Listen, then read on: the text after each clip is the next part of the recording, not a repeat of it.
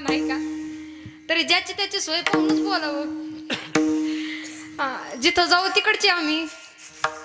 कर्नाटकला गेलो की ते लोक पहिले विचारचे, बाई उठ्ठा माडीने. आपल्याला काय बी कळायचं नाही, जाऊन सवय झाली. आता गेलं का पहिले आम्हीच विचारतो, दादा माडी ना उठ्ठा. खाली आलात कोल्हापूरला, काय महाराज कवा आलताव, कसा हायचा, जाताय ना व शिस्तीत जावा. सोलापूरला आलात की थोडस यांगराट, चालताय की बोलताय की काय लका काय म्हणतू. पुढे आलात कापूर होळ पुणे पुणे ते काय उणे सगळे शुद्ध होते व्याकरणासहित. काय महाराज केव्हा आलात, कसे आहात, चहा घेणार का, घेतलाच पाहिजे असं काही नाही. अलीकडे आलात हायवेने खाली गारगाव बोटाळे फाटा आमचं संगमनेर नगर, आमचं नगरी मिश्रित आहे. संगमनेरी जरा पहाडी बोलतो आम्ही, ओरडून बोलल्यासारखं. कमून आले, काल आले, कुणक गेले, हे संगमनेर. तसंच खाली जाल नाशिकला थोडं शुद्धपणाच आहे. मुंबईकडे जाऊ नका, तिकडे लय गिचमिडे. मैं पाणी भरने को आया पर मेरे को पाणी मिळायच नाही. नंतर तिकडे आगरी कोकणी मालवणी तुका सांगतोय वांगडाच राहूचा हाता याचा नाही. हा ते तिकडं. तसंच खाली आलात हायवेनी धुड्याला आलात मग आई राणी वराडी करजो खाजो पाजो बोलजो. पोट्ट सणान गाडी चालवता फापटा नाकात जाता पुरा बांगाचे हे तिकडं. तसंच खाली जाल तर मग खानदेशी चहा घ्यायचा. मावशी म्हटलं चहा ठेवता गेला चहा ठेवायला. मी माग त्या मला म्हणत होत्या, माय आव बशीले तो हे टोंगळ्या दुखत्या. मला फक्त बशी शब्द कळाला. मी बशी काढली, म्हणे मावशी बशी. ते म्हणे माय तशी बशी नाही गे, तू खालती बशीले तू हे टोंगळे दुखते. आणि तसंच वरी आला तर आपल्याकडं वरी हारपलय नाही का हे आपल्याकडं. जैसा केला तैसा जिकडे जाऊ तिकडचे आम्ही. आता उद्या जायचंय आदमापुराला. मग काय आज जशी सेवा सकाळची झाली तशी संध्याकाळची तिकडं बाळूमामा देवस्थान. बाळूमामांचं सांगणे, करशिला सेवा तर खाशिला मी हवा. जो म्हणाल हाय त्याला मी हाय, आणि जो म्हणाल नाही त्याला मी नाही. आदमापुरासली नाही येत वालो गड्या येऊ नगासा, पण ह्या मेंढी माऊलीच्या पालखी तळावर यान सेवा करा उभ्या जलंभर, कवा काय कमी पडायचं नाही.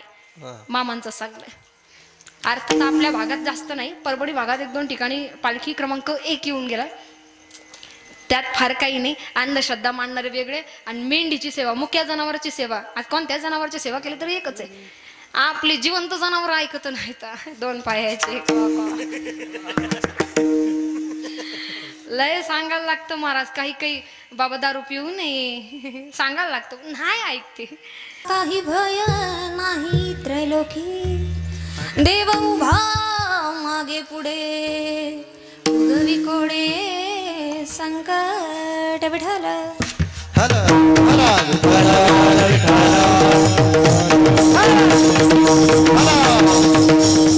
महायोग विठ्ठली भीमरथ्यम वरम पुंडरी काय दातून मुनींद्रे समागत तिष्ठंत आनंद कंदम परब्रह्मलिंगम भजे. पांडुरंग करू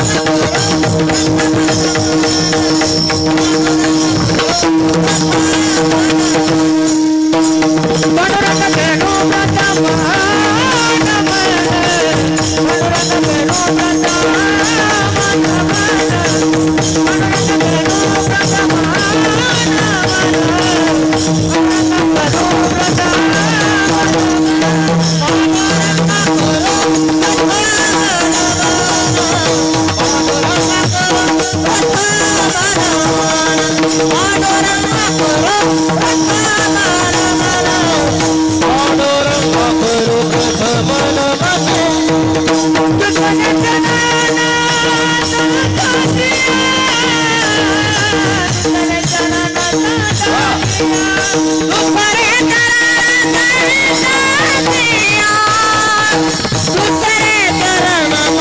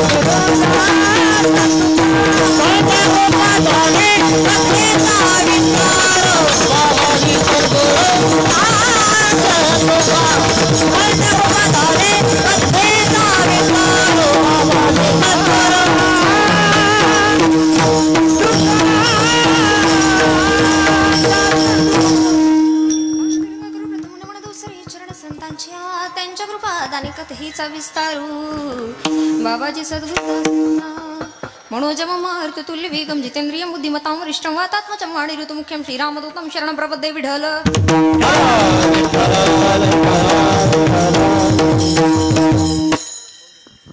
मला रिटर्नला थोडा आवाज वाढवा, कडक करा आवाज, जास्त इको नको, फक्त कडक करा.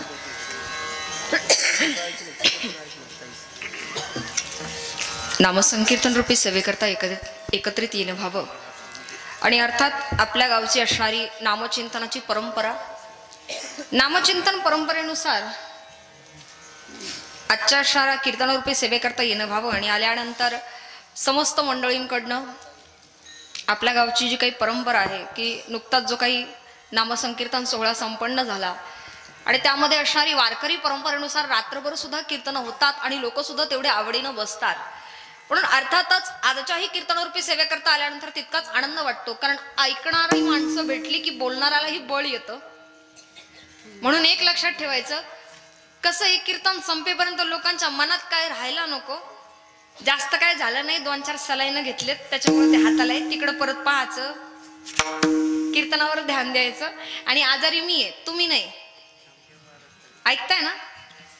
त्याच्यामुळे बसतानाही एकदम व्यवस्थित बसायचं आणि शेवटपर्यंत नामचिंतन तेवढं ताकदीनं करायचं. हातानं टाळीन, मुखानं चिंतन. विठ्ठल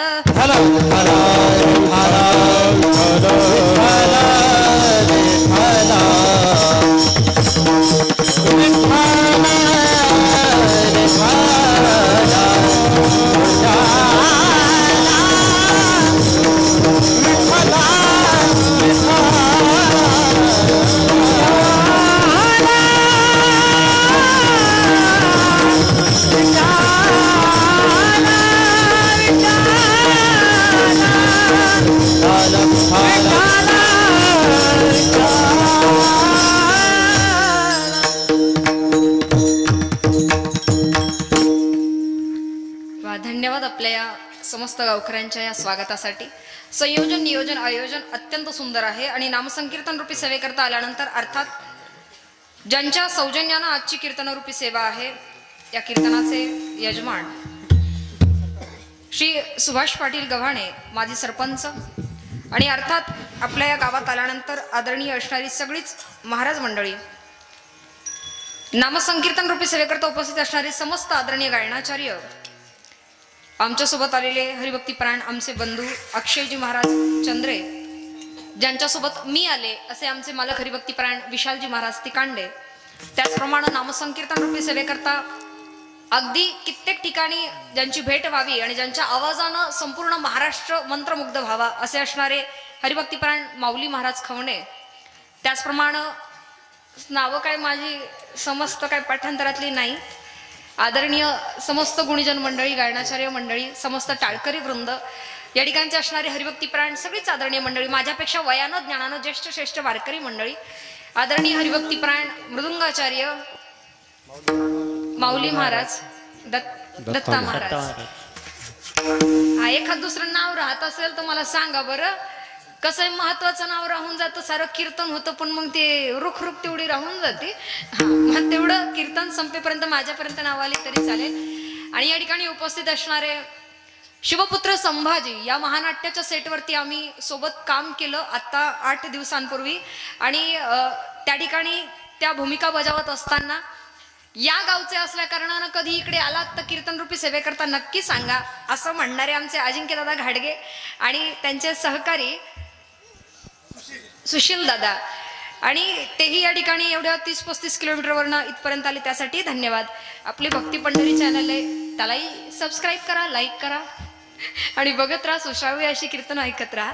दोन्ही चॅनल्सची नावं काय मला आता बाकीची माहीत नाहीत, त्यांचे धन्यवाद. या ठिकाणचे असणारे भालदार चोपदार, साऊंड सिस्टीम सुद्धा अत्यंत उत्तम.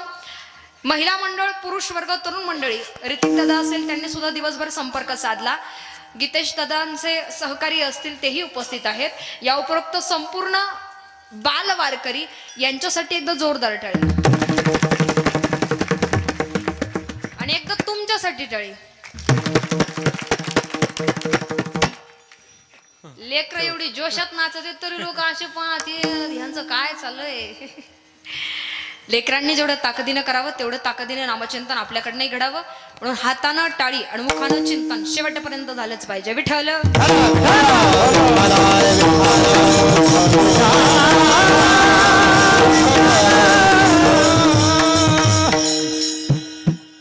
अभंग अर्थात नेहमीचा ऐकिवात येणाऱ्या अशा स्वरूपाचा, परंतु ठराविक अभंगाचा भावार्थ नेमका हाच आहे असं वक्त्यानं सुद्धा ठामपणे मांडणं म्हणजे वक्त्याचं अज्ञानपणाचं लक्षण म्हणावं. म्हणून नानाविध भावार्थांनी नानाविध प्रसंगानुसार त्या ठिकाणच्या असणाऱ्या संतांच्या अनुभवानुसार आणि माझ्या अल्पमतीनुसार मांडण्याचा तो प्रयत्न नक्कीच. विठ्ठल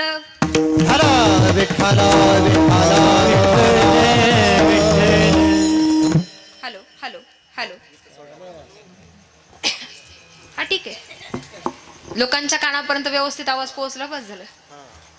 जास्त इको दिला का ते गोंगट होतंय. अच्छा भोंग्यातले जाऊ देत, हिथं जेवढे आहेत तेवढ्या न द्यायचं.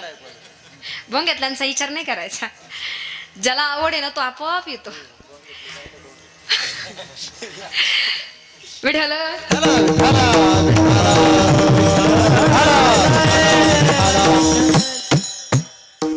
भगवंतानं भक्तासाठी काय करावं. आतापर्यंत नानाविध ठिकाणी आम्ही अनेक प्रसंग ऐकावेत. भगवंताची सेवा करायला गेलं, एकदा का त्याच्या नावानं जीवन समर्पित केलं, त्याचा दास झालं की उभ्या जन्मामध्ये कशाची गरजच पडत नाही. इथं लोकांसाठी किती करा, आपण कधी ना कधी कुठे ना कुठेतरी कमी पडणारच.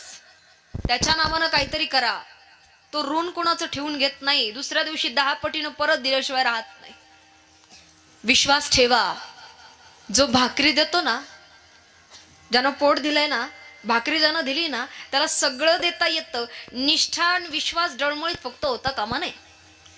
पोट दिलाय, भाकरी दिली, जगण्याचा ध्यास दिलाय, सगळं तर काही दिलंय, करायचं फक्त एकच आहे, नामचिंतन मुखारविंदानं. बरं नामचिंतन करत असताना किंवा त्याचं दास होणं म्हणजे सुद्धा खूप सोपं आहे. कलियुगामध्ये हे सगळ्यात सोपं आहे. देवाचा क्लोजिंग टाइम चालू झालेला आहे. देवानं दुकान खोललं होतं 4 प्रहरांमध्ये, 4 युगांमध्ये. पहिलं युग होतं सतयुग. सतयुगामध्ये दुकान जरा नवीन आहे देवाचं, देवाला जरा प्राप्त करणं अवघड होतं. यज्ञ होम हवन याच्याही उपरोक्त ध्यान आराधना साधना प्राप्त करणं सोपं होतं, अवघड होतं. त्याही पुढे निघून यावं, जेव्हा आम्ही त्रेतायुगाच्या दिशेने यावं, त्रेतायुगामध्ये सुद्धा देवाला प्राप्त करणं जरासं अवघडच होतं. त्याहूनही द्वापार युगात यावं, द्वापार युगात आलं की थोडस काहीतरी सोपं व्हावं, पण जरा अवघडच. आणि आता कलियुग आहे, दुकान बंद करायची वेळ झाली देवाची. इथं कधी प्रलय येईन आणि सगळं गायब होईल कळणार सुद्धा. ते 2-4 प्लॉट घेतले ते कवा पाण्याखाली बुडून जाते कळायचं सुद्धा. बँक बॅलन्स कवा बुडून जाईल कळायचं सुद्धा. प्रलयात कधी काय निघून जाईल कळणार सुद्धा नाही.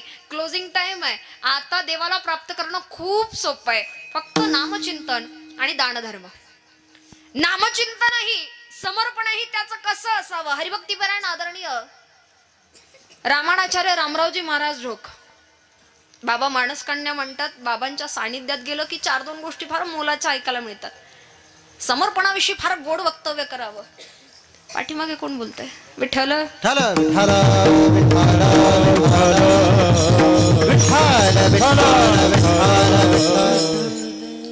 समर्पणाविषयी जेव्हा वर्णन यावं, महाराजांचं एक वाक्य मला नेहमी आवडतं. माणसं मंदिरात गेली की आता पूर्वीसारखी लोटांगण नाही, समर्पण ज्याला म्हटलं जायचं, समर्पण करणं. लोटांगण आता देवा पुढे नाही, देवाला लांबूनच राम राम, तू थांब मी आलोच. माणसं कपड्याला डाग लागतील म्हणून लोटांगण घ्यायला घाबरतात, कपड्याला डाग लागतील म्हणून घाबरतात. कपड्याला डाग लागले लागू द्या, डाग अच्छे होते हैं. 10 रुपए के सर्फ एक्सल से, अरे भयो 10 रुपए के सर्फ एक्सल से दाग निकल जाते.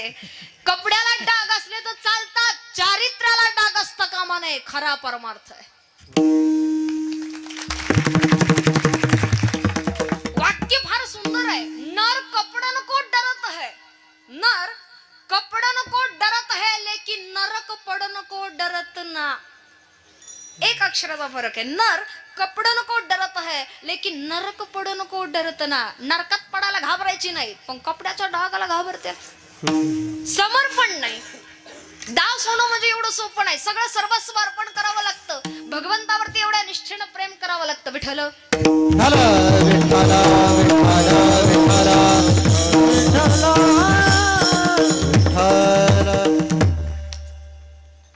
भगवंतावरती केलेलं निष्ठेचं प्रेम, समर्पणाचं प्रेम. अर्थात समर्पण म्हटलं ना की समोरच्याकडनं अपेक्षा न ठेवता प्रेम करणं. भगवंतावरती आमचं तेवढं प्रेम जर असेल, तेवढं समर्पण असेल, आम्ही जर त्याच्या खऱ्या अर्थानं दास असू ना, तर आमच्या प्रत्येक संकटामध्ये तो येणारच. पण झालंय असं, आमचा चांगल्यावर विश्वास नाही, वाईटावरती प्रचंड आहे. चांगलं कोणी सांगितलं आम्हाला पटकन जमत नाही, वाईटावरती मात्र आमचा पटकन विश्वास बसतो. आम्ही म्हणतो ना की केलेलं कर्म कधीतरी भोगावं लागतं, ते वाईटासाठीच ऐकलंय. तुला तुझ्या कर्माचं फळ नक्की मिळेल असं कोणीतरी मला आशीर्वादासाठी म्हणावं. तुला तुझ्या कर्माचं फळ नक्की मिळेल हे कोणीतरी मला चांगल्यासाठी म्हणावं. आम्ही अनेकदा ऐकलंय. जेव्हा गावामध्ये यावं मी जर सहज म्हणाले, महिला मंडळ, मी जर तुम्हाला सांगितलं मला भूत दिसलं, अय मावशी झोपल्या का काय, मी सांगितलं भूत दिसलं, लोक विश्वास ठेवतील. लोक म्हणतील दिसलं असं, तिथं बाळातीन गेली होती, तिथं सवाशीन गेलती. आणि तेच जर मी सांगितलं ताई दादा मला पांडुरंग भेटला, लोक विश्वास ठेवतील. लोक म्हणतील कालच्या कीर्तनकाराला याड लागलं होतं बा. चांगल्यावर विश्वास नाही, वाईटावर चटकन बसतो. जेव्हा या चांगल्यावरचा विश्वास दृढ होतो ना, अंतःकरणातली ही शक्ती भगवंतापर्यंत पोहोचवणारी आहे. आणि तेवढा विश्वास जर आमचा तिथपर्यंत जाणारा असेल, समर्पण तेवढं ताकदीचं असेल ना, तर आम्हाला या जन्मामध्ये कुणाचाच भय नाही, अगदी कशाचंच नाही. इथं प्रत्येकाला भीती आहे. ज्याच्याकडे आरोग्य चांगलं आहे त्याला भीती वाटते मला काहीतरी रोग होईल की काय. ज्याच्याकडे पैसा आहे त्याला वाटतं कधीतरी चोर येईल आणि सगळं घेऊन जाईल की काय. ज्याच्याकडे काळा पैसा आहे त्याला असं वाटतं कधीतरी धाड पडल की काय. ज्याच्याकडे जे आहे त्याला ती गोष्ट जाण्याची भीती आहे. कोणाला कशाची भीती असो अगर नसो, पण मृत्यूची भीती तर सगळ्यांना आहे. मरावं तर कुणालाच वाटत, पण मरणालाही मागे सारावं एवढी ताकद या वैष्णवांमध्ये, वारकऱ्यांमध्ये. नाथ बाबा गेले गावामध्ये, कळाला हकाटी झाली. आता सगळे पै पाहुणे रावळे आले, लांब लांबची मंडळी आली, भक्तगण वर्ग आलाय, सगळी मंडळी आलेत. आता उचललं गेलं, प्रवास सुरू झाला, शेवटचा प्रवास. भजनी मंडळ चाललंय, सगळी मंडळी चालली आहेत, शोक व्यक्त करतायत. आणि इतक्यात झालं असं, जी खांदेकरी माणसं होती ना, खांदेकरी, ती एकमेकाला सांगू लागली, म्हणे ऐकलात का विष्णुपंत? ते म्हणे बोला केशवपंत. मागचे दोन पंत ऐकतच होते खांदेकरी. म्हणे ऐकलात का विष्णुपंत?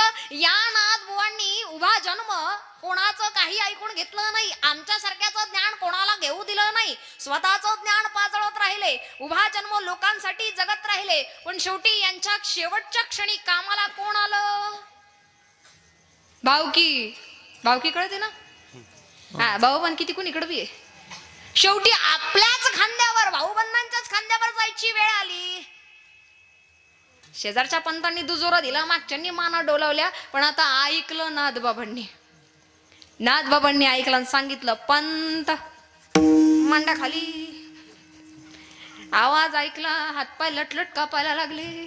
पंतांनी तिरडी खाली मांडली, नाथबाबा स्वतःच्या पायानं घरी. पुन्हा काही दिवसांनी प्रयाण झालं, नाथबाबांचं जाणं झालं, गावामध्ये हकारा झाला, हकाटी पिटल्या गेली, सगळी माणसं जमा झाली, पुन्हा चालायला लागले, पुन्हा त्या दिशेनं प्रवास, शेवटचा प्रवास सुरू झाला. पण आता मात्र सांगितलं, खांदेकरानं बोलायचं, उगा नाथबाबा परत आले मग काय करायचं, खांदेकरानं बोलायचं नाही. आता मात्र गावात निघाले. काही अंतरावर गेल्यानंतर आता नवीन लग्न झालेली लेक आपल्या माहेरी आलेली आई बघत होती. आईच्या मनात विचार आला, मनातल्या मनात त्या आईनं बोलावं, ह्याला आता जायचं होतं का? नाथबाबांना ऐकताय ना गावकरी, नाथबाबांना आमच्यासारखे महाराज कोणत्या टिपणात बसायचे? समाज असा आहे. नाथबाबांना बाईनं मनातल्या मनात म्हणावं, याला आताच जायचं होतं का? नाथबाबांनी ऐकलं मनातलं. नाथबाबा उठून बसले, म्हणाले पंत मांडा खाली, पुन्हा स्वतःच्या पायानं घरी. आणि आता मात्र जेव्हा तिसऱ्यांदा जाणं झालं, तेव्हा मात्र स्वतःला अनंतात विलीन करून घेतलं, कोणावरती भारच नको. काळाची भीती आपल्यासारख्यांना आहे.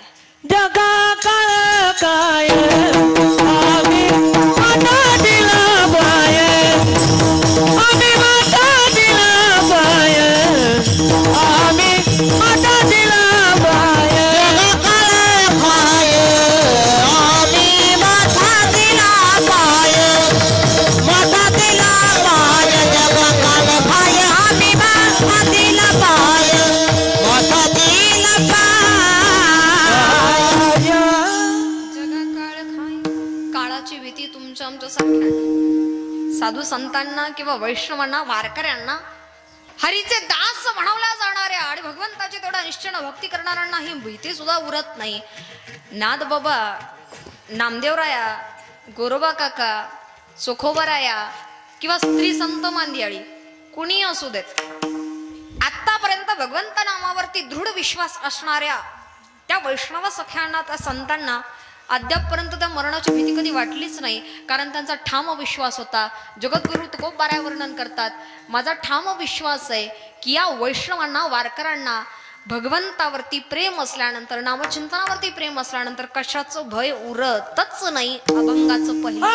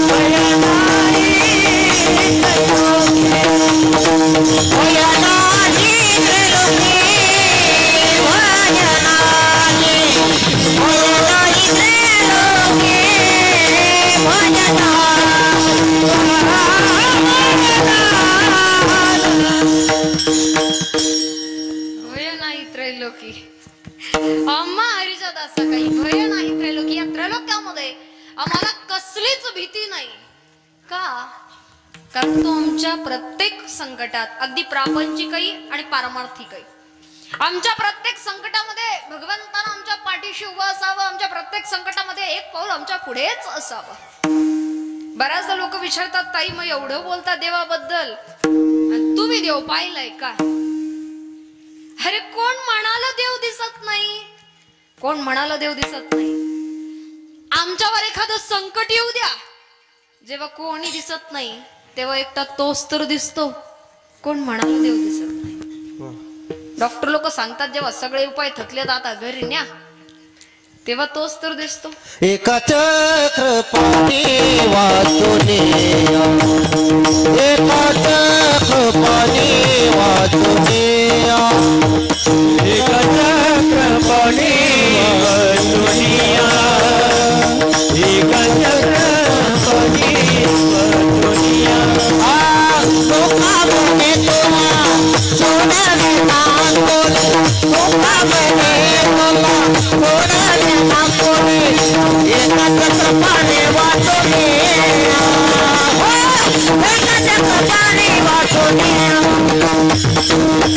लोका बने तुला सोनाने नाम बोले, लोका बने तुला सोनाने नाम बोले, एका चक्र पाणी वाचुने.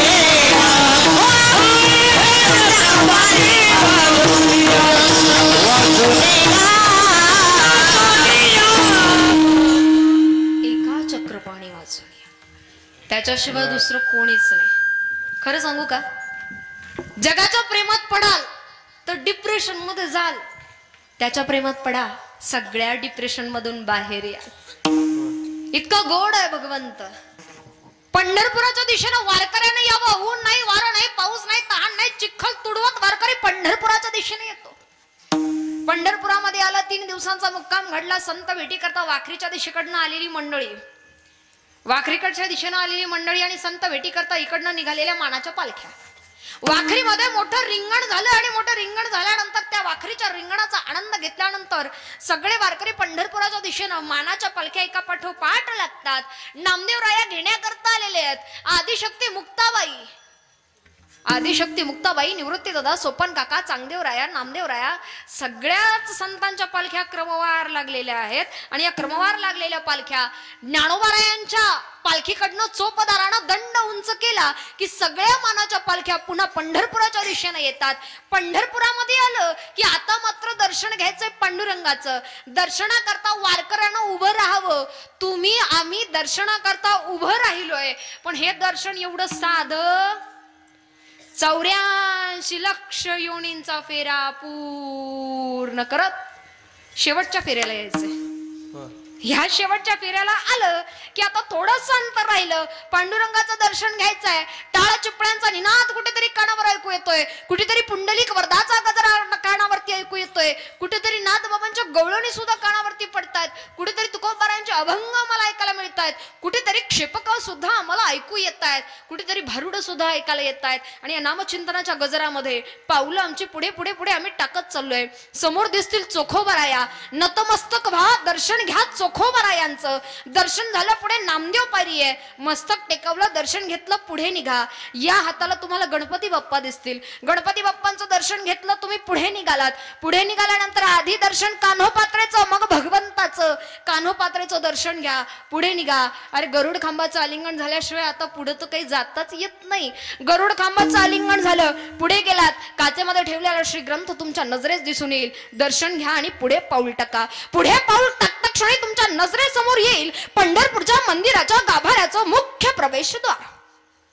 प्रवेशद्वारात आत डोकावून बघताय, आतमध्ये गर्दी आहे. चरणावर भगवंताचं डोकं टेकून होतही नाही, ते सिक्युरिटी पुढे ढकलते. आपलं सुद्धा ढकलणं होणार आहे, पण आपलं ढकलणं होण्याआधी आपल्याला दर्शन घ्यायचंय पांडुरंगाचं. दर्शन बारीला उभं राहत राहत द्वारापाशी आलोय. चरण आम्ही आतमध्ये, पाऊल आम्ही आतमध्ये टाकलं. पाऊल आत टाकता क्षणी जवळ यायला लागलं पांडुरंग परमात्मा. एवढं सुंदर लावण्य आहे भगवंताचं. विटेवरती उभा आहे, कटेवरती हात आहे, डोक्यावरती राजमुकुट आहे, गळ्यामध्ये कंठीहार आहे, तुळशींच्या माळा लोंबतायत, कानामध्ये मकराकार कुंडल आहेत, पिवळ्या पितांबर धारण केलेला आहे, त्यावर सोन्याचे तोडे खूप सुंदर दिसत आहेत, हातामध्ये भरजरी पंचा शेला आहे आणि त्यावर सोन्याचे कडे अगदी चमचम करतायत, गळ्यामध्ये सोना नानानं अलंकृत अशी आभूषणं आहेत, मस्तकावरती गोपी चंदन टिळा रेखाटलेला आहे, मधोमध बुक्क्याचं बोट आहे, त्यावर सुंदर असं तुलसी पत्र रेखीवपणे ठेवलेलं आहे आणि भगवंताचं हे लावण्य सावळ्या सुकुमार परमात्मानं समोर उभं असावं, चरणावरती डोकं टेकवा आणि दर्शन घ्या पांडुरंगाचं. विटेवर उभा असणारा पिवळ्या पितांबरातला सावळा सुंदर समोर उभा आहे आणि आम्ही दर्शन घेतोय. एवढं लावण्य एका क्षणात एवढं नजर भरून बघितलं का माघारी जायची आता इच्छा सुद्धा राहिली नाही. इतकं लावण्य आहे, इतका शोभायमान आहे, एवढं सौंदर्य पांडुरंगाचं. ब्रह्मदेवांनी ठरवलं होतं की उत्तम सौंदर्य ब्रह्मांडातलं निर्माण करायचं. चंद्रावरची बचक भर माती घेतली आणि ब्रह्मांडातलं उत्तम सौंदर्य निर्माण केलं. चंद्रावरच्या साध्या बचक भर मातीनं ब्रह्मांडातलं उत्तम सौंदर्य जर तयार होत असेल तर माझ्या पांडुरंगाच्या मुखावरती लाखो करोडो चंद्रच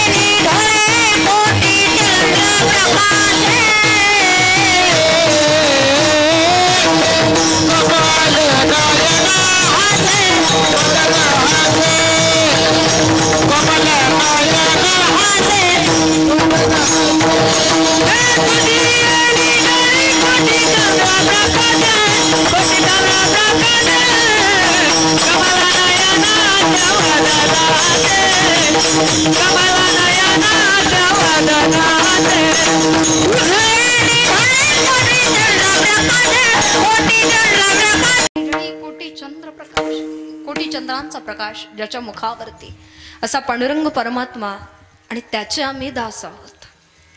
लावण्य सुंदरता आहेच पण प्रेमळही खूप आहे, प्रचंड प्रेमळ आहे. कधी काही मागत नाही, कुठलीच अपेक्षा न करता ज्यानं प्रेम करावं तो पांडुरंग परमात्मा आहे. आतापर्यंत अनेक देव आहेत, आराध्य एक आहे, श्रद्धास्थान अनेक असू शकतात. आजच दुपारी लाईव्हला गेल्यानंतर कोणीतरी मला विचारलं आपल्या गावातल्या कपाळावर भांडारा आहे, तुम्ही धनगर आहे का? एक सांगू का, ते सकाळचं कीर्तन होतं धनगर समाजामध्ये आणि भक्तगण मंडळी आहेत. अर्थात आमचंही तिकडे जाणं असतं, मग कधी मध्ये असतो कपाळाला भंडारा. जात कुठली असू देत, आमची श्रद्धा आहे. श्रद्धास्थान अनेक असू शकतात, श्रद्धास्थान अनेक असू शकतात, आराध्य एकच आहे. आणि आमचा आराध्य पंढरीश पांडुरंग परमात्मा काही मागत नाही, काहीच मागत नाही. कधी आम्ही ऐकले जगन्नाथपुरीला गेल्यानंतर, तिथं गेल्यानंतर ना पात्रावरती भोजन नाही, तुम्हाला फरचीवरती भोजन दिलं जातं. तिथं मंदिराच्या बाहेर पात्रात जो भोजन घेतो ना त्याला श्राप लागतो. कधी आम्ही काशीला गेलो, काशीवरून आल्यानंतर माउंद करावं लागतं. कधी ऐकलंय पंढरपूरला गेले आणि पंढरपूरचं माउंद करायचे? कधी पंढरपूरला गेलात आणि सवाष्णी जीव घालायच्यात? तुळजापूर कोल्हापूर नाही. नर्मदा परिक्रमा केली, उद्यापन करायचंय. पंढरपूरला जाऊन आले, उद्यापन करायचं. ऐकलं? प्रत्येक ठिकाणी तीर्थक्षेत्री गेल्यानंतर प्रत्येक ठिकाणचा विशिष्ट प्रकारचा विधी शास्त्रोक्त पद्धतीने केला जातो. मात्र पंढरपुरीचा आमचा विठू असा आहे, तो काहीच मागत नाही. एकटा ये, मी आहे. आणि एवढं प्रेम, एवढं प्रेम. मस्तकावरती गोपीचंदन टिळा भगवंताच्या सगळ्यांनी बघितलंय. पांडुरंगाच्या मस्तकावर गोपीचंदन टिळा रेखाटलेला आहे आणि मधोमध बुक्क्याचं बोट आहे. ते बुक्क्याचं बोट का कशा करता माहितीये का लावला जातो? पंढरपुरात वारकऱ्यानं यावं, वाट बघावी देवाची, तासन तास दर्शन बारीला उभा असावा, पोटात अन्नाचा कण नाही पण दर्शन घ्यायचंय पांडुरंगाचं. बिना अन्न पाण्याची माणसं उभी राहतात तासन तास ताटकळत, देवाला नाही आवडत. पांडुरंगाला आवडत नाही माझ्या भक्तांना असं ताटकळत उभं असावं, पण नाईलाज आहे. लाखोंच्या संख्येनं वारकरी येतात, वाट बघणं आलंच. सगळेजण निघून जातात. रात्रीच्या प्रहराला शांतता होते, झाडलोट करून बाजूला लावली जाते, शेजारती केली जाते, देवाला निजवलं जातं, पण देव निजत नाही. झोपत नाही पांडुरंग, तो सगळ्याला झोपी लावितो. आणि मग विटेवरनं खाली येतो. विटेवरनं खाली येतो आणि दिवसभर वारकऱ्याच्या पायाखालची धूळ झाडून लोटून बाजूला लावलेली असते, त्यातनं एक बोट उचलतो आणि स्वतःच्या मस्तकावरती लावतो. काय प्रेम आहे आपल्या पायाची धूळ. गावकरी, आपल्या पायाची धूळ. देवाचं एवढं प्रेम आपल्यावर, आपलं त्याच्यावर तेवढं आहे, पण गरजेपुरतं. कधी कधी ना गरज सरवण वैद्य मरो. आदरणीय हरिभक्तीपरायण न्यायाचार्य नामदेव महाराज शास्त्री वर्णन करतात, गरजेपुरता भगवंताचा वापर करणारी खूप माणसं आहेत. रात्रीची वेळ आहे, 2 वाजलेत, गाडीत कुणीच नाही, एकटाच आहे. अचानक स्मशानभूमी दिसली ना, अर्ध कापलेलं झाड दिसलं बा. भीती वाटली तर गाडीत गाणे चालू होते, गाणे बंद होते, आणि हनुमान चालीसा लागतो. हनुमान चालीसा लागतो, मुखानं राम राम राम. आणि जेव्हा ते झाड माग गेलं, लक्षात आलं काही नाही, साधं झाडच होतं. शंका दूर झाली, आता गरज संपली. हनुमान चालीसा परत बंद झाला आणि केसरिया तेरा कंटिन्यू.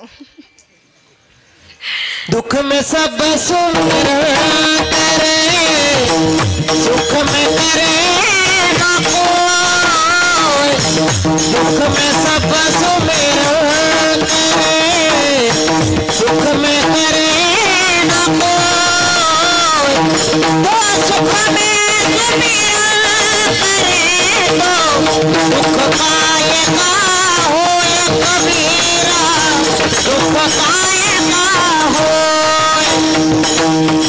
सुख में सुमिरन करे तो सुख में करे, सुख में सुमिरन करे, सुख में सुमिरन करे, तो सुख में सुमिरन करे तो दुख पाएगा हो या कबीरा, दुख पाएगा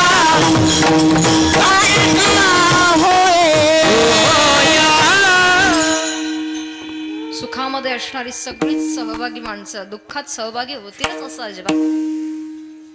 सुखात सगळे येतात, दुःखात जो येतो तो भगवंत आहे, आणि येतोच. विश्वास तेवढा दृढ असेल ना तर तो येतोच. आणि जरी नसला तरी आर्त भावनेनं साथ घातली की मग कधी कुणाच्या रूपाने येईल तेवढं मात्र सांगा. होईल कैवारी नारायण, होईल कैवारी नारायण, होईल कैवारी नारायण,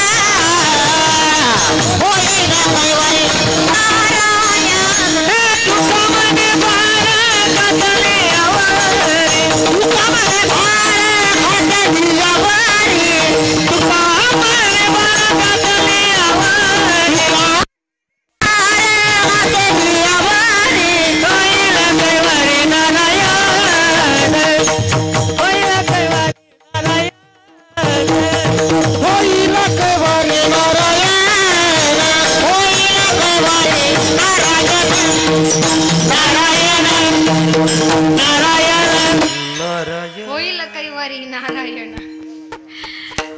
तो आहेच आणि येतोच.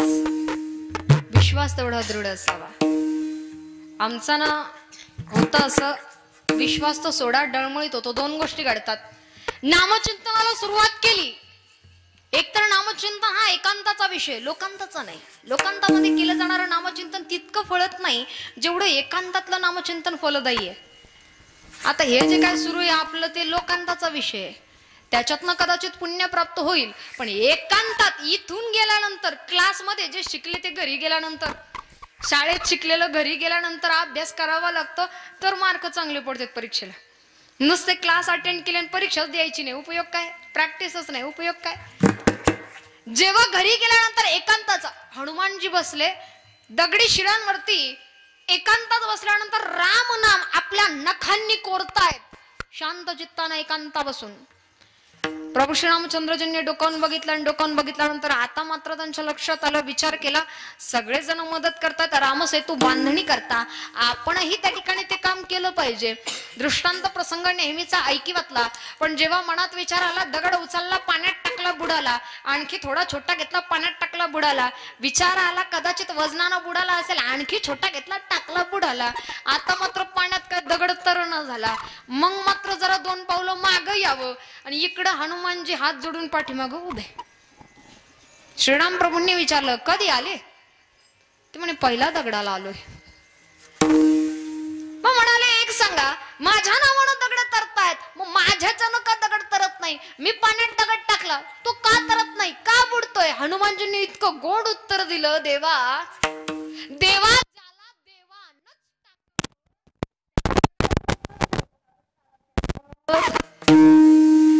एकांतातलं चिंतन भगवंतालाही माहित नाही त्याची काय ताकद आहे. त्या एकांतातल्या नामचिंतनाच्या जोरावरती भगवंत प्राप्ती होते. पण एकदा चिंतनाला सुरुवात केली की 2 गोष्टी घडतात.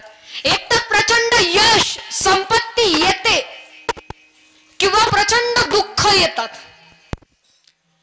दुःख येवो नाही तर यश येवो, सुखात माणसं देवाला विसरतातच. आणि दुःख जरी आली तर कधी कधी माणसं विश्वास ठेवत नाही, निष्ठा डळमळीत होते.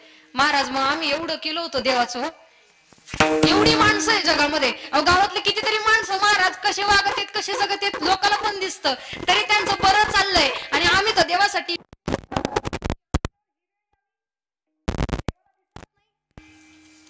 काही होऊ देत, देवावरचा विश्वास सुटता कामा नये. या 2 गोष्टींपैकी कुठलीही होऊ देत. आम्ही ना भगवंताशी बोलत नाही आणि स्वतःशी बोलत नाही. मनाची ताकद फार मोठी आहे. मन ही शंकर है और मन ही भयंकर है. बऱ्याचदा माणसं म्हणतात की ताई कीर्तनकार कथाकार, मग एवढं सांगतात, एवढं बोलतात, पण जेव्हा कधीतरी आमच्या कानावर येतो तो बाबा जरा फ्रॉड निघाला, हा म्हणजे विचारतात बहुतांशी वेळेला बर का,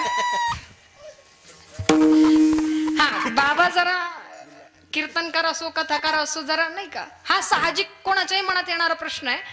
का महाराज तो व्यासपीठावर लय बोलत होते, माग स्वतः कोरडी पाषा. मला एक खरं सांगा, तुम्ही दुकानात गेलात, मिठाईच्या दुकानात गेलात, मिठाईच्या दुकानात गेल्यानंतर तर तुम्हाला मिठाई घ्यायची, जिलेबी घ्यायची, तुम्हाला जिलेबी घ्यायची आहे. तुम्ही काय विचारणार? जिलेबी कशी आहे? काय बघणार?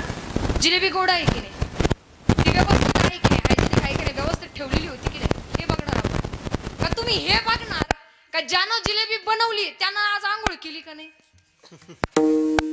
ज्यानं जिलेबी बनवलीये तो घरी बायकोशी भांडून आला का काय? ज्यानं जिलेबी बनवलीये त्यानं आज लेकरांना शाळेत सोडलं का नाही? तुम्ही काय बघणार? फक्त जिलेबी बघणार, फक्त मिठाई बघणार. व्यासपीठावर उभा असणारा नामरूपी मिठाई वाटतोय ती खरीच आहे. या व्यासपीठावर उभा असणारा भगवंत ज्याच्या मुखारविंदातनं वदवून घेतो ना, ते नामचिंतन सत्यच आहे. त्याचा विश्वास सोडू नका, त्या नामचिंतनाला सोडू नका. असं केलं तर काय होईल? काही नाही होणार. एक गोष्ट इतकी महत्वाची घडेल, भगवंत आमच्यासाठी येईल. मी नाही सांगत, तुकोबराय सांगतात.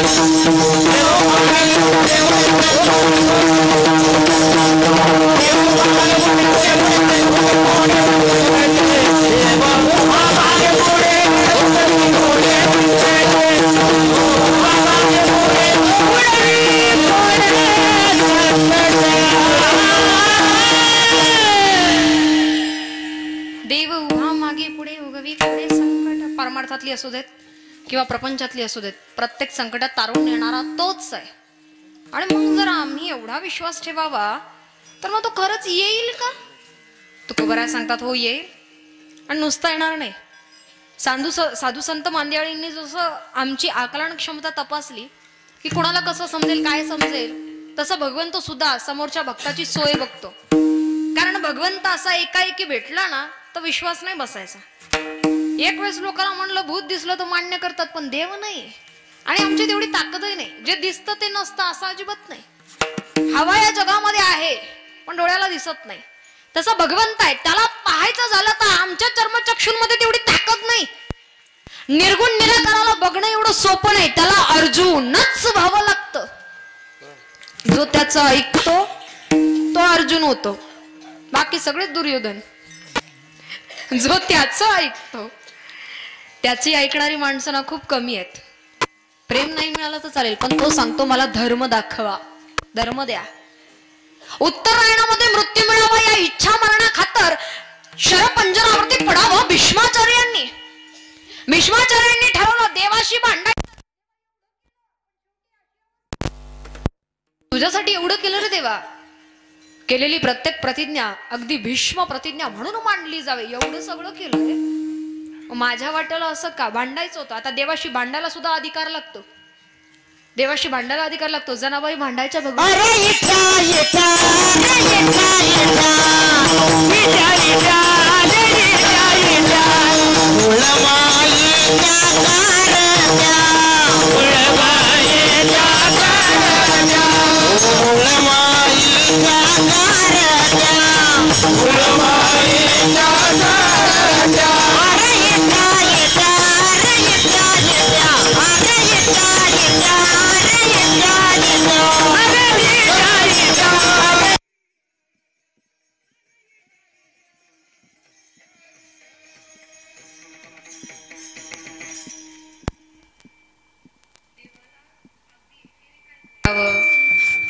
भांडावं काय? जनाबाईंनी अधिकार तेवढा. आमच्यासारखं भांडायला गेल्यावर देव ऐकून बी घेईल का नाही काय माहिती.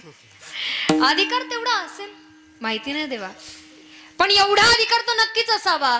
एवढा हक्क असावा आमचा अंतावरती, एवढा हक्क असावा आमचा अंतावरती. या श्वासांची माळ तुटावी या मंचावरती.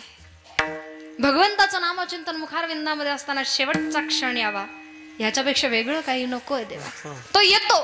संतांची सोय बघावी, भांडावं.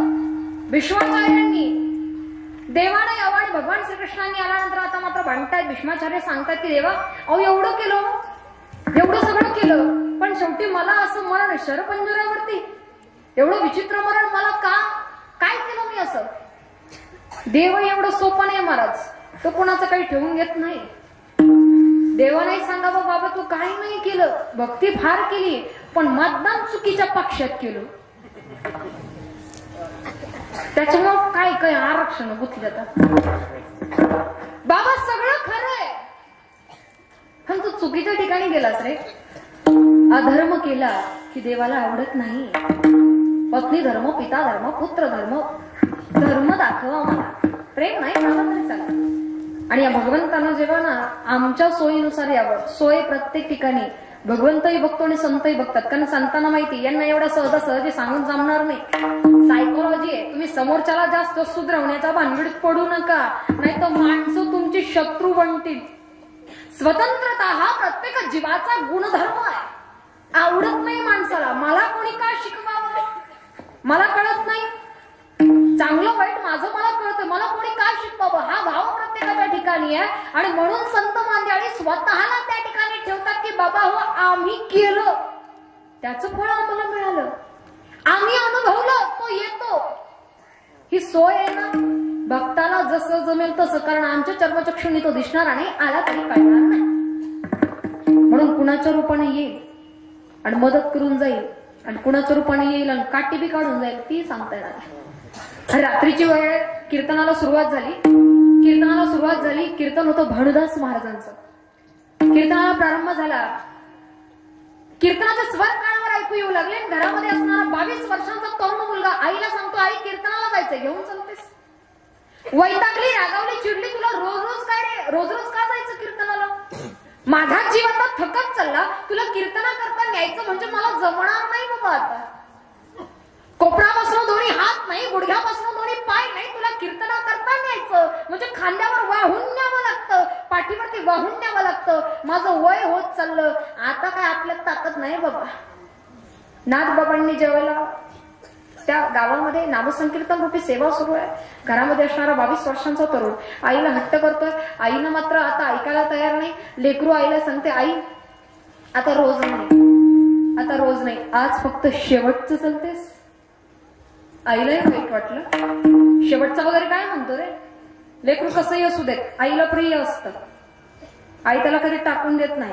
एखादी कमतरता लेकरामध्ये असली ना, आई त्याला वाईट नाही म्हणत. हे जग आहे ना फार वाईट आहे. एखादी चूक करा, कोणी मान्य करणार नाही. समोरच्याला आरे करा, समोरचा लगेच कार्य केल्याशिवाय राहतच नाही. एक वेळेस माणसं सत्काराचा नारळी सरती आहे, पण नाव राहिलं टाक्या सप्त्यातल्या पंक्ती कॅन्सल करायला भाग पडते. फार विचित्र दुनिया आहे, तर कोणी नाही मान्य करत. पण चुका करा आणि माय बापापाशी या, माफ करण्याची ताकद त्यांच्याच पदरात आहे. आईनं सांगा, बारे बाळा असं नको रे बोलू, जायचंय ना, मी घेऊन चालते, चलो. खांद्यावर घेतलं, वाहून आला मग कीर्तन मंडप क्षेत्रीय.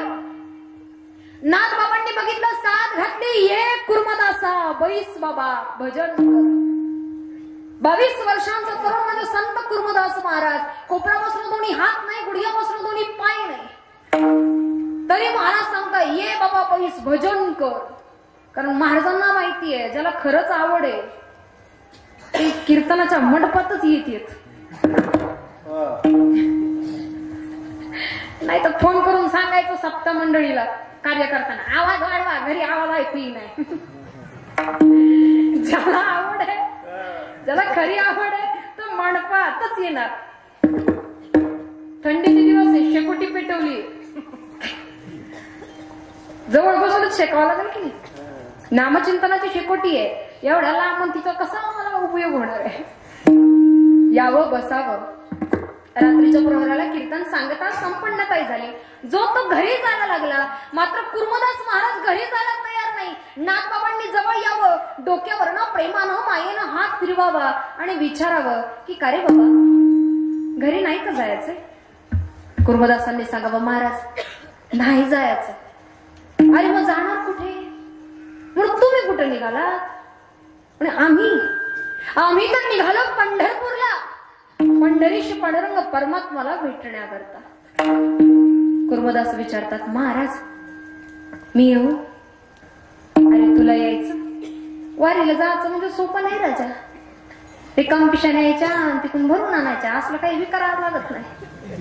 वजी वजी वजी, संसाराची नको, परमार्थाची नको, प्रपंचाची नको आणि मनाची सुद्धा नको. माणसं मनाची ओझी सुद्धा नेतात देवापुढे, पांडुरंगाच्या पायावरती मनातली ओझी रिकामी करतात. कारण लोकांनाही माहिती आहे इथं पुन्हा पुढे कितीही मांडा, कोणी नाही समजून घेणार. म्हणून त्याच्या पुढे गेली ना की माणसं व्यक्त होतात. जा कधीतरी त्यालाही विचारा. देव सांगू सुख दुःख घालू देवाची सवार, देव सुखाचा पार, देव देईल रीता, देव देईल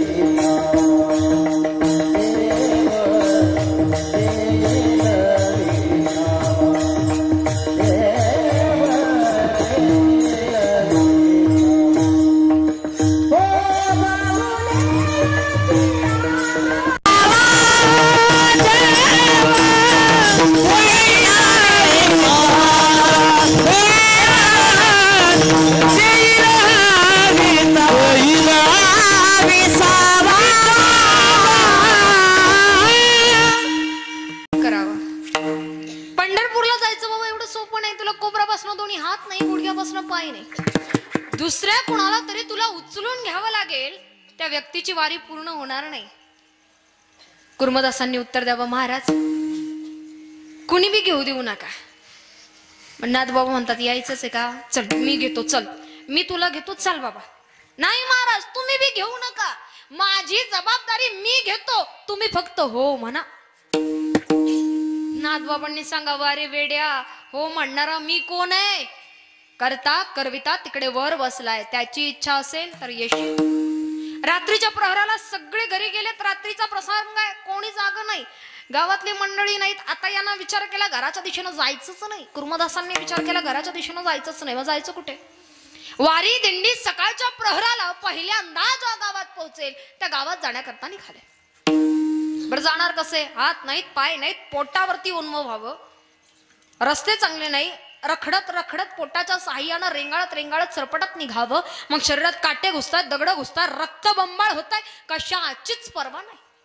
सकाळच्या प्रहराला हनुमंतरायाच्या मंदिरासमोर यावं आणि समस्त गावकऱ्यांना हकारा द्यावा, हो गावकरे हो, गावात नाथबाबांची दिंडी येणार आहे हो. कुणासनी कालवण आणायचं आणून ठेवा, कुणाला भाकरी आणायची आणून ठेवा. वारीला जाता आलं नाही तरी चालल, वारकऱ्याला जेऊ घाला, वारीला गेल्याचं पुण्य पदरात पडल. वारीला जायचंय, नाही जाता आलं जमल. गावकऱ्यांनी ऐकली हाकाटी, आनंदानं तयारी केली. नाथबाबांची दिंडी गावात प्रवेश करती झाली. गावकरी समस्त नाथबाबांना सामोरे जातात. नाथबाबांनी बघितलं तसं आश्चर्यानं विचारावं, आम्ही येणार तुम्हास कसे समजले? चिठ्ठी नाही, संदेश नाही, चपाटी नाही, कुठली पोस्ट कोलॅबरेट केली नाही, कळालं कसं आम्ही येणार आहोत? गावकऱ्यांनी सांगावं, महाराज महाराज तुमचा वारकरी गावात आलता. अरे कोण वारकरी? कुठला वारकरी? आम्ही कुणाला पाठवलंच नाही बाबा. अहो महाराज तुमचाच वारकरी, गळ्यात तुळशीची माळ होती, कपाळाला बुक्का होता, दोन्ही हात नाही, पाय नाही, पण मुखात लय गोड भजन होतं. नाथबाबांच्या लक्षात आलं कुर्मदास महाराज येऊन गेलेत वाटतं. विचारावं, अरे मग कुठे तो वारकरी? कुठे तो वारकरी? वारकरी थांबलाच कुठं? वारकरी निघाला पुन्हा पुढच्या गावात सगळ्यांच्या भोजनाची निवासाची सोय करायला. प्रत्येक गावी असंच घडत गेलं. मात्र नाथबाबांची कुर्मदास महाराजांची भेट ज्या गावी घडावी ते गाव सोलापुरानजीक लहुळ गाव. लहुळ गावामध्ये नाथबाबांनी कुर्मदास महाराजांना पाहिलं, कडकडून मिठी मारली, जिंकलंस बाबा, काय दुर्दम्य इच्छाशक्ती आहे, इथपर्यंत येऊन दाखवलंस. आनंद नाथबाबांच्या चेहऱ्यावर आहे, पण डोळ्यात पाणी कुर्मदासांच्या आलं. महाराज इथलो कालोय खरा, पण आता इथून पुढे नाही जमायचं. अरे का नाही जमायचं? थोडंसं अंतर राहिलं, चल मी तुला घेतो. नाही महाराज तुम्ही घेऊ नका. मग झालं का? महाराज जिथून निघालो ते आतापर्यंत तुम्हा सगळ्यांच्या भोजनाची निवासाची सोय केली, पण माझ्या पोटात अन्नाचा कण सुद्धा नाही हो, नाही चालवणार आता मला. चिडलेच नाथ बाबा, का रे सगळ्यांच्या भोजनाची सोय केली, मग तू का नाही काही खाल्लंस? का नाही रे काही प्यायलास? का असं वागलास? कुर्मदासांनी इतकं सुंदर उत्तर दिलं. म्हणाले, महाराज यदा कदाचित मी काही खाल्लं असतं, मी काही प्यायलो असतो, मला दोन्ही हात नाहीत, दोन्ही पाय नाहीत, माझ्या मलमूत्र विसर्जनाचा त्याग, तो त्रास दुसऱ्या कुणाला तरी घ्यावा लागला असता आणि माझ्या शरीराचं ओझं कुणावर होऊच नाही, म्हणून काही खाल्लंच नाही हो, काही प्यायलंच नाही. आता त्राण नाही राहिले शरीरात. जाल पंढरपूरला तर सांगा पांडुरंगाला, होता कोणीतरी भक्त. नाथबाबांनी ताड ताड ताड चला तेव्हा पंढरपुरात प्रवेश करावा, विट्यावरच्या पांडुरंगाला साथ घालावी. पांडुरंगा आधी विट्यावरनं खाली ये, लहुळगावी भक्त वाट पाहतोय देवा, आधी त्याला दर्शन दे. अधिकार तरी काय सांगावा? 36 वर्ष ज्यांच्या घरी भगवंत राबला, धुनी भांडी खरकटी चंदन उटी, स्वतःच्याच पूजेसाठी ज्यानं उघडली तो भगवंत. विटेवरनं खाली उतरावा, वायू वेगानं वाऱ्याच्या वेगानं आलेला पंढरीश पांडुरंग परमात्मा निचेष्टित पडलेल्या कुर्मदासांपाशी यावा.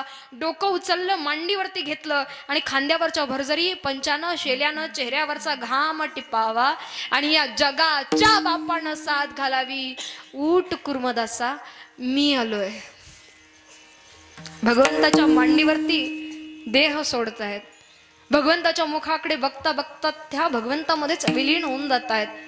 सत्ता न संपत्ती, न पद, न पैसा, न प्रतिष्ठा, स्वतःचं शरीर सुद्धा पुरेपूर नाही तरी देव मिळावा.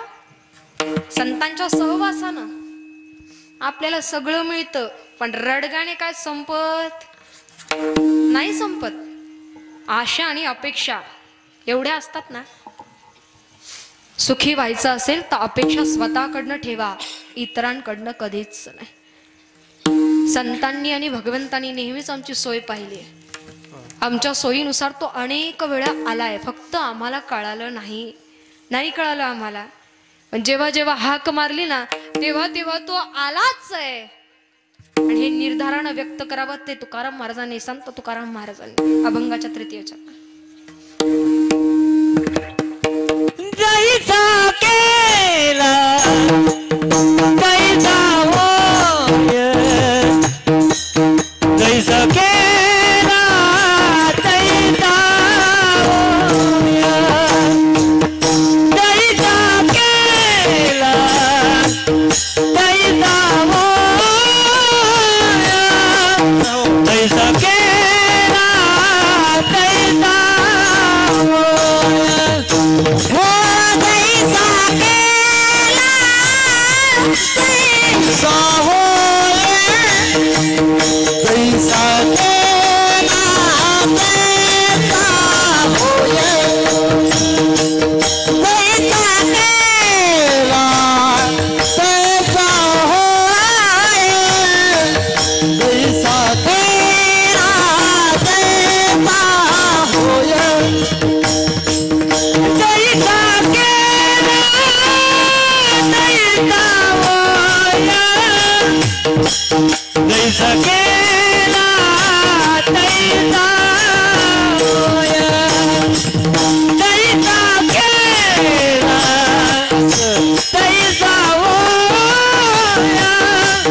जैसा केला तैसा होय, जैसा केला तैसा होय. हो जैसा केला तैसा होय, जैसा केला तैसा होय,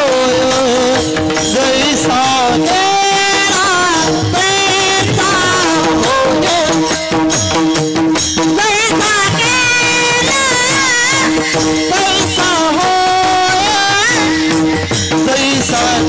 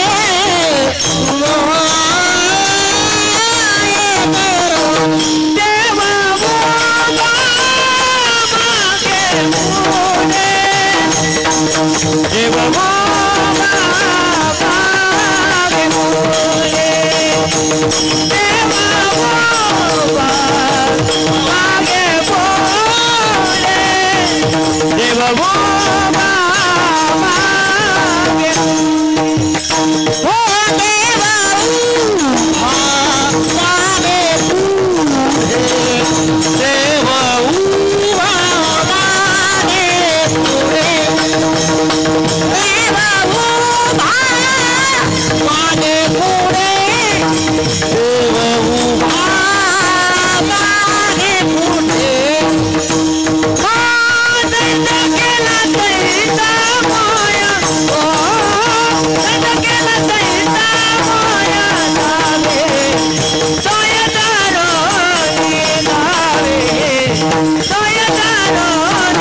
होय, जैसा केला तैसा होय.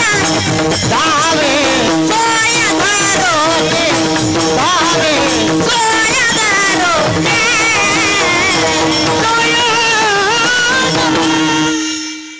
जैसा केला तैसा धावे सोय धरुण्या. प्रत्येक भक्ताची सोय बघून हा केला धावून येणारा भगवंत. मावशी भगवंताचं नामचिंतन तितकाच दृढतेनं असावं म्हणून हातानं टाळी आणि मुखाने चिंतन विठोबा रखुमाई. जय विठोबा रखुमाई विठोबा रखुमाई विठोबा रखुमाई जय जय विठोबा रखुमाई विठोबा रखुमाई विठोबा रखुमाई विठोबा रखुमाई विठोबा रखुमाई विठोबा रखुमाई विठोबा रखुमाई जय विठोबा रखुमाई विठोबा जय जय जय जय विठोबा रखुमाई विठोबा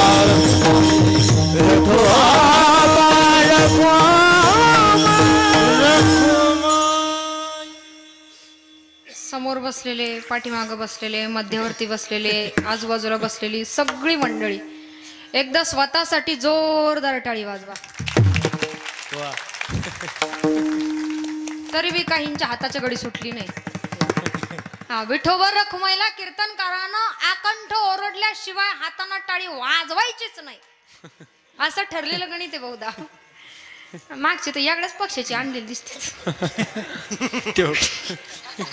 गॅलरीतले इकडचे तिकडचे. एक खरं सांगू का, बोलणारा वक्त तुम्ही कुणी या ना, परमार्थाची अनुभूती ही ज्याची त्यालाच घ्यायची.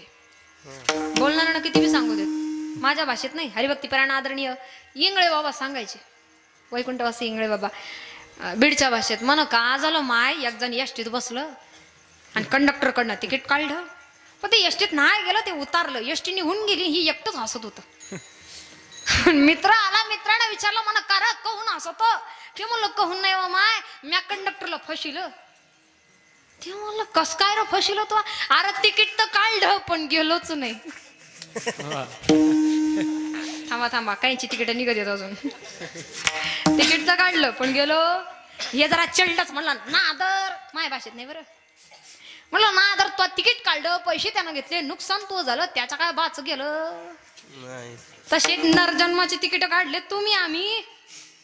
सांगणाऱ्यानं सांगावं, ऐकणाऱ्यानं ऐकावं. जर ऐकलं नाही तर कोणाचे काय गेले, कोणाचे काय गेले, कोणाचे काय भागेले, कोणाचे काय भागेले, कोणाचे काय गेले, कोणाचे काय गेले, कोणाचे काय भागेले, कोणाचे काय केले केले केले यशवा कोणाचे काय गेले, यशवा कोणाचे काय गेले, यशवा कोणाचे काय गेले, यशवा कोणाचे काय गेले, केले कोणाचे काय भागेले, कोणाचे काय भागेले, यशवा कोणाचे काय भागेले, कोणाचे तरी दुसरा येईल, तरी नाही काल, तरी दुसरा येईल, तरी नाही काल, तरी दुसरा येईल, तरी नाही काल, करते देवटी बा काल बांधून नेईल, करते देवटी बा, करते देवटी बा काल बांधून नेईल, करते देवटी बा. कदला तरी आमचे काय बाधाईला, कदला तरी आमचे काय बाधाईला, आमचे काय बाधाईला, काय बाधाईला, पिंगळा पिंगळा पिंगळा पिंगळा पिंगळा माझा रे, बोला बोली तो देखा पिंगळा माझा रे, बोला बोली तो देखा पिंगळा माझा रे, बोला बोला तो देखा पिंगळा माझा रे, पिंगळा माझा रे, बोला बोला तो देखा पिंगळा माझा रे.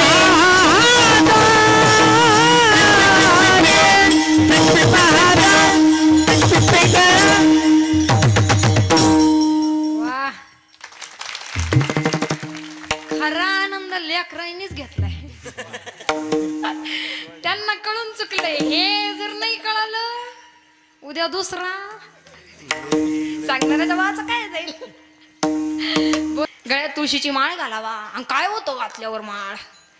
बरं, कीर्तन संपल्यावर आवेशात येऊन परमार्थ करणारे खूप आहेत. परमार्थ ही आवेशाच्या भरात करण्याची गोष्ट नाही.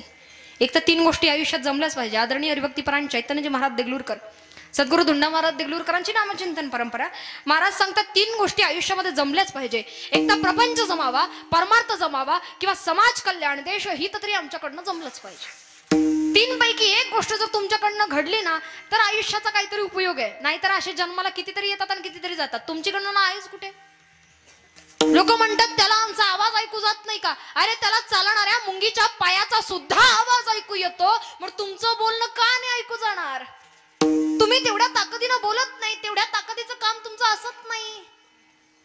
जन्माला यावं, हातामध्ये टाळ असावा, इथं यावं, इथं नाचावं, इथं गावं. लेकरांच्या हातात या वयात टाळ आलाय. मोठेपणी बाटल्या येणार नाही, ही वारकरी संप्रदायाची ताकद आहे.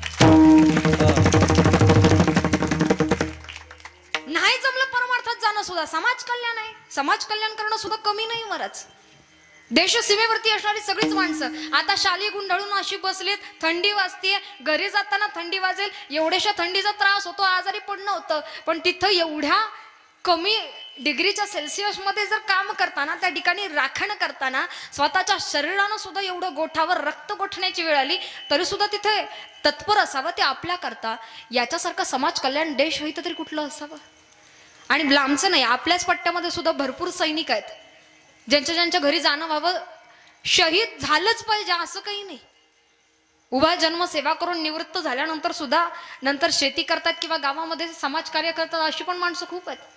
बाकी काही करता येऊ अगर नाही येऊ, आपल्या गावात कोण आहे किती मला माहिती नाही, पण जेवढे आहेत, जे तत्पर आहेत, कार्यरत आहेत, जे शहीद झालेत, ज्यांना भरती व्हायचंय त्यांच्यासाठी प्रेरणा म्हणून, आणि जे शहीद झालेत त्यांच्यासाठी श्रद्धांजली म्हणून एकदा जोरदार टाळी वाजवा. भारत माता की जय! भारत माता की जय! समाजामध्ये असणारी अशी बरीच माणसं, एक तरी कार्य आमच्याकडनं घडावंच. अनभिषिक्त सम्राट आम्हाला स्वतःच होता आलं पाहिजे. साम्राज्य किती लहान असू देत, आपल्या साम्राज्याचे आपण मालक असलं पाहिजे. विश्वास ठेवा. बऱ्याचदा माणसं म्हणतात ताई आपल्याला नाही जमायचं. का नाही जमायचं? मनगडातली ताकद आणि त्याच्यावर विश्वास असेल ना तर हातावर नसलेल्या रेषा सुद्धा निर्माण करण्याची ताकद माऊली ज्ञानोबाराया देतात. आणि ही ताकद स्वतःची स्वतःलाच निर्माण करायची आहे. जोपर्यंत आपण स्वतःला ओळखत नाही, ज्यांनी स्वतःला ओळखलं आणि साम्राज्य निर्माण करावं असे छत्रपती शिवाजी महाराज. धर्म संस्थापना व्हावी, राज्यगादीवरती बसावं, 32 मण सोन्याच्या सुवर्ण सिंहासनावरती विराजमान झाल्यानंतर हातामध्ये राजदंड घेतलेला आहे. स्वतःच राजदंड घ्यावा. कारण धर्मकारण आणि राजकारण जर एकत्र आलं तर समाजाचा विकास व्हायला वेळ लागत नाही. म्हणून राजदंड राजकारण्याच्याच हातात असावा. आणि असं हे धर्मकारण करत असताना, राजकारण करत असताना राज्याभिषेक झाल्यानंतर जेव्हा काही दिवसांच्या कालावधीनंतर दक्षिण दिग्विजयाकरता कर्नाटक प्रांतामध्ये यावं, कर्नाटक प्रांतात आल्यानंतर तत्कालीन कर्नाटक प्रांतीचा राजा, दरबार यामध्ये बसलेले छत्रपती शिवाजी महाराज, तत्कालीन कर्नाटक प्रांतीचा राजा आणि काहीशा निवडक मावळ्यांसह बसलेली ही मीटिंग आहे. आता चर्चा आहे. दरबारामध्ये चर्चेला सुरुवात झाली, चर्चेला रंगत आली आणि तितक्यात प्रश्न विचारावा कर्नाटकीच्या राजानं. बोले राजन, हमने सुना है आज आपके पास सब कुछ है, लेकिन आपके पास हाथी क्यों नहीं? तुमच्याकडे सगळं काही आहे, मग तुमच्याकडे हत्ती का नाही? आता उत्तर तरी काय द्यावं? का आमच्या डोंगर दरात हत्ती चालत?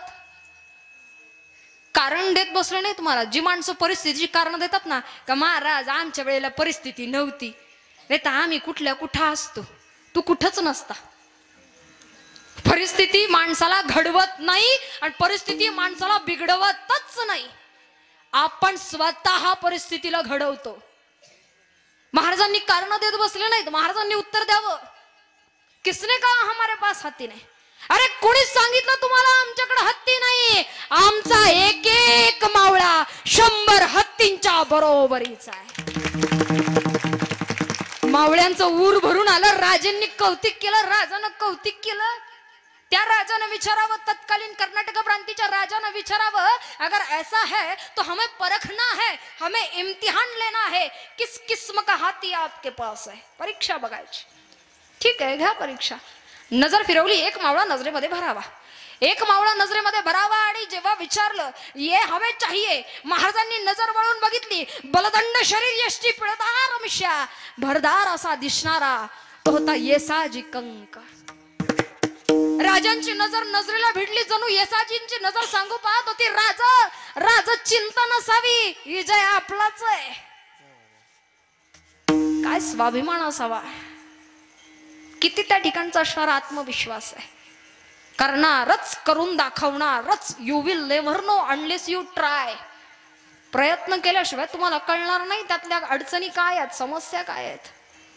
दवंडी पिटवल्या गेली, गावागावामध्ये दवंडी पिटवल्या गेली. ज्यांना कुणाला हत्तीची माणसाची झुंज बघायची असेल त्यांनी ठरलेल्या ठिकाणी ठिकाण ठरलं. गावाच्या बाहेर असं सुंदर प्रांगण निवडण्यात आलं. उंच अशी आसन व्यवस्था, गोलाकार आसन व्यवस्था. गावाच्या गावं लुटू लागली, माणसाच्या माणसं लुटू लागली. मृदुंग गावाच्या गावं लुटू लागली, माणसाच्या माणसं लुटू लागली. गावं पाहण्याकरता आलीत, माणसं बघण्याकरता आलीत की हत्तीची माणसाची झुंज असते ते कशी.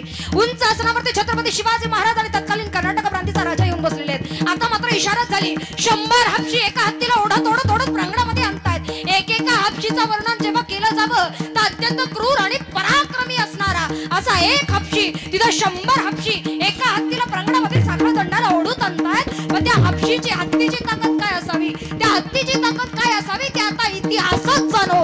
हत्तीनं एक झटका दिला, 100च्या 100 हपशी मागं पळायला लागले. हत्तीनं सावज हेरलं, समोर उभं होता हातामध्ये तलवार घेऊन येसाजी कंक. हत्तीनं सावज हेरलं, हत्ती धावत निघाला. येसाजी तिथेच उभा. हत्ती धावत पुढ्यात आला. येसाजी तिथेच उभा. हत्तीनं आक्रमक पवित्र घेतला, झेप घेतली, डाव्या बाजूला चपळाईनं उडी मारावी ती येसाजीनं. आता मात्र पुन्हा सावज हेरलं, हत्ती धावत निघाला. येसाजीनं उजव्या बाजूला चपळाईनं उडी मारावी. आता मात्र हत्ती चकवायचं काम सुरू झालं. हत्ती चकवायचं काम सुरू झालं. कारण येसाजीला सुद्धा माहिती आहे प्रत्येक युद्ध नेहमी बाहूच्या लढावर लढली जात नाही. काही युद्ध बुद्धीच्या ताकदीवरती लढायची असतात, बुद्धीच्या ताकदीवर लढायची असतात. सावध हेरलं, आक्रमक, शेवटचा आक्रमक पवित्र. हत्ती धावत निघाला, धावत पुढ्यात आला. तसं येसाजीला सरकत तलवार सोडण्यावरती चालवली. रक्ताच्या चिमट्या उडाल्या, धुळीचं सावट वाजलं. नजरेला काही दिसेना. आसन व्यवस्थेवरची माणसं उठून उभी राहू लागली. अरे नजरेला काही दिसत नाही, रक्त आणि धूळच नजरेला दिसते. गेला वाटतं, मेला वाटतं. एवढासा माणूस अरे हत्ती पुढे टिकतो तरी कसला गेला, मेला, येसाजी गेला असं म्हणता हातात तलवार घेत विजय उन्माद करत बाहेर यावं, विजयी गर्जना करत बाहेर यावं ते येसाजीनं. हर हर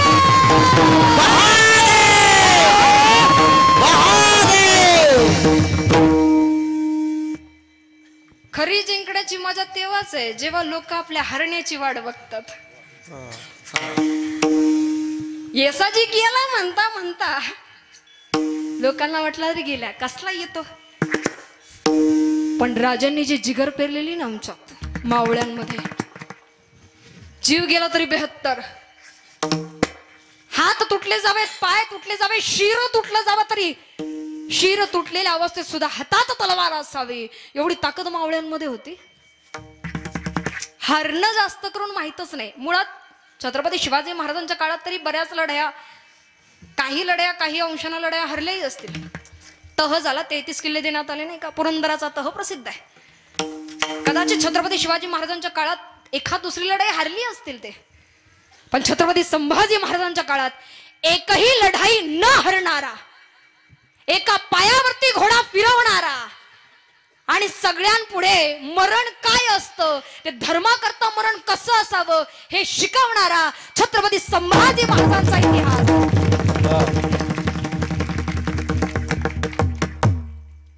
उभ्या जन्मामध्ये आम्हाला काही मिळो अगर न मिळो, पण या महाराष्ट्राला लाभलेली ही 2 रत्न जर आम्हाला कळाली ना, कुठलाच माणूस हरणार नाही. संयम ठेवावा लागतो. यश एवढ्या सहजासहजी मिळत नाही.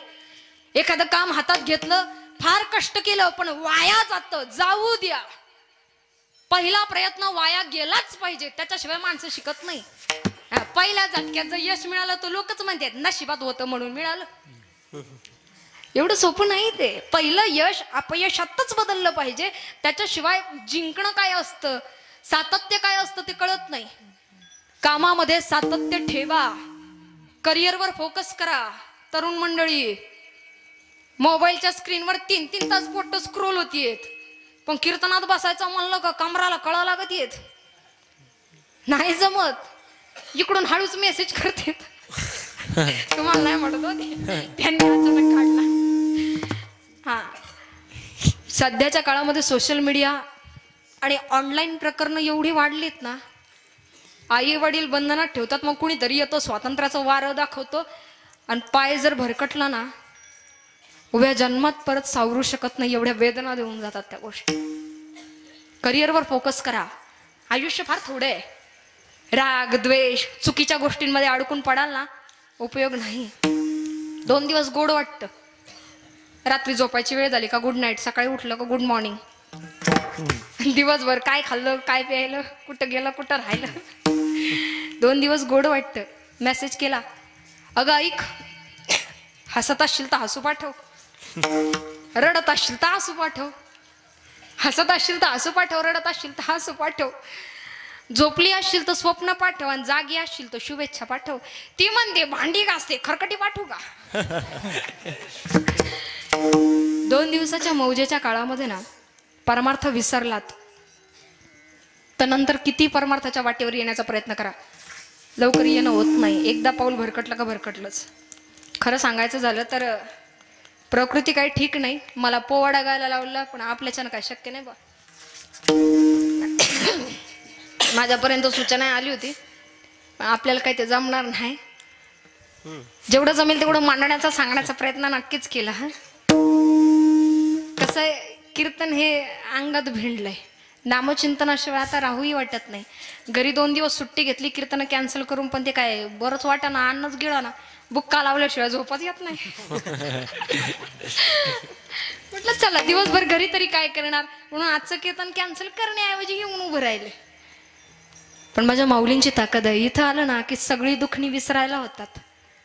काही असू देत, एवढा दृढ विश्वास आहे, एवढी निष्ठा आहे, तो कधी कुणाच्या रूपाने येईल आणि ऐकत.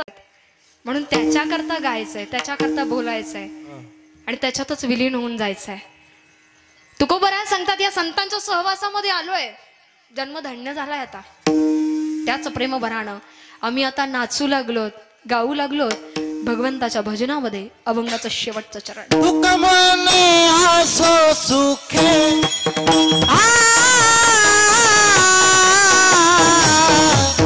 दुःख मने आसो सुखे दुःख मने आसो जोगे